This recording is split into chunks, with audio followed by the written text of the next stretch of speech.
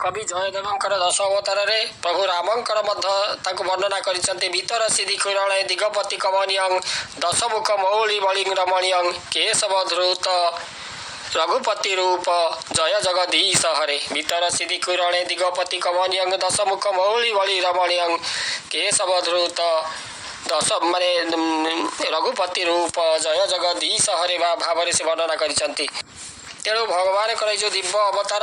जहाँकि हिंदू त्रिमूर्ति जदि देखा भगवान विष्णुकर सप्तम अवतार भाव में पूजा कराए। ये जो श्रीरामंकर अवतार जे कि दुष्टता प्रबल हेले धार्मिकता पुनस्थापन करने को से आसी था जहाँकि जदा जदा ही धर्मस्व ग्लानिर्भवति भारत अभ्युत्थानम अधर्मस्व तदात्मानं सृजाम्यहं परित्राणाय साधुनां विनाशाय च दुष्कृतं धर्म संस्थापनार्थाय संभवामि जुगे जुगे। एक कथा तो भगवान गीतारे कहते। तेणु जितेबाला साधु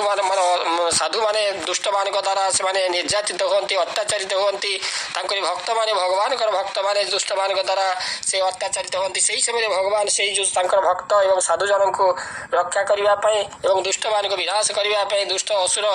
ये भाव में असुर अत्याचार बा दुष्ट दानव मान को विनाश करने भगवान जुगे जुगे ये अवतार नियंती से भाव में तृतीय जुगे मर्यादा पुरुषोत्तम प्रभु रामचंद्र आविर्भाव होता अयोध्या राजा दशरथ एवं रानी कौशलांकर औदर्शे जन्मग्रहण कर से माने निर्वासन सम्मुखीन हेले स्त्री सीता को राक्षस राजा रावण ठार उद्धार कले एवं एक न्यायपूर्ण शासन प्रतिष्ठा कले जहाँकि लक्ष लक्ष लोक प्रेरणा देता। तेणु आम जब देखा श्रीराम कि राम से हिंदू धर्म एक प्रमुख देवता जे कि भगवान विष्णुकर जो सप्तम अवतार भाव से पूजित एवं आमर आदर्श गुण एवं कर्तव्यतार प्रतीक तांकरी जीवन कहानी महाकाव्य रामायण केन्द्रबिंदु आदर्श पुरुष आदर्श पुत्र आदर्श स्वामी एवं आदर्श राजा भाव में से जनाशुना जहाँ जीवन सत्य एवं निस्वार्थपर सेवा शिक्षा दिए जे राजत्व को किभली भाव में रामराज्य भाव में जनाशुना। तेणु अयोध्या राजा दशरथ एवं रानी कौशलांकर औरसरे जन्मग्रहण कर से 14 वर्ष वनवास अर्थात निर्वासन सम्मुखीन हेले एवं पत्नी सीता को राक्षस राजा रावण ठार उद्धार कले एवं एक न्यायपूर्ण शासन प्रतिष्ठा कले जहाँ लक्ष लक्ष लोक प्रेरणा देता दिव्य अवतार। आम देखा हिंदू आमर हिंदू त्रिमूर्ति संरक्षणकारी विष्णुकर सप्तम अवतार भाव में पूजा कराए जे दुष्टता प्रबल हेले धार्मिकता पुनस्थापन करने को से देखा जाती धर्म अवतार जीवन सत्य कर्तव्य एवं नैतिक आचरण उदाहरण देता है मर्यादा पुरुषोत्तम अर्थात आदर्श पुरुष बोली मध्य व्यक्त कराए।